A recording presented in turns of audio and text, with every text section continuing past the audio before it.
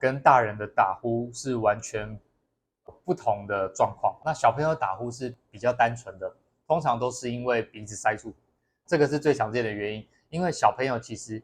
他不太会用嘴巴呼吸，大部分都是用鼻子呼吸，所以如果他鼻子塞住，或是鼻子的通气量比较少，他可能就会有一些乱流在鼻子和鼻咽、口咽交界的地方。所以小朋友大概都是很单纯，就是控制他的，看他有没有一些鼻子过敏的情况，或是鼻子有没有鼻塞的状况。那除了过敏会造成鼻塞之外，小朋友还有一个很常见的原因，就是他的我们鼻咽有一个构造叫做腺样体，腺样体它就有点像是长在鼻腔后面的类似扁条线的一个淋巴组织。那有些小朋友他那个组织会非常的肥大，就堵住了整个鼻子最后面的地方，所以他鼻子吸气就会有鼻塞，或者是吸气不顺，在鼻腔或鼻咽、口咽那个地方会有乱流。那再来，小朋友如果扁条线比较大，也有可能会造成打呼比较大声。所以小朋友通常只要看两个地方，第一个鼻子有没有塞住，第二个扁条线有没有肥大。通常如果这两个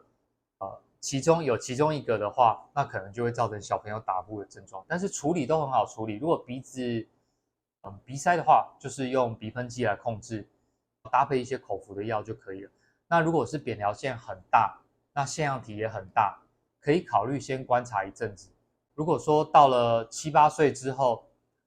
打呼还是很大声，甚至去做检查有发现小朋友有一些呼吸中止的状况，就可以考虑做这个扁桃腺或是腺样体的切除，让这个鼻腔和口咽的空间比较大之后，那就比较不会有打呼和睡眠呼吸中止的状况。所以对于小朋友来讲，打呼大部分都是良性的，大部分可以用药物控制就可以了，只有少部分可能真的需要切到扁桃腺，或是切掉我刚刚讲的鼻子最后面有一个叫腺样体的构造，那这个是少部分。那如果说小朋友合并呼吸中止，那药物治疗又不好，那医生可能就会建议小朋友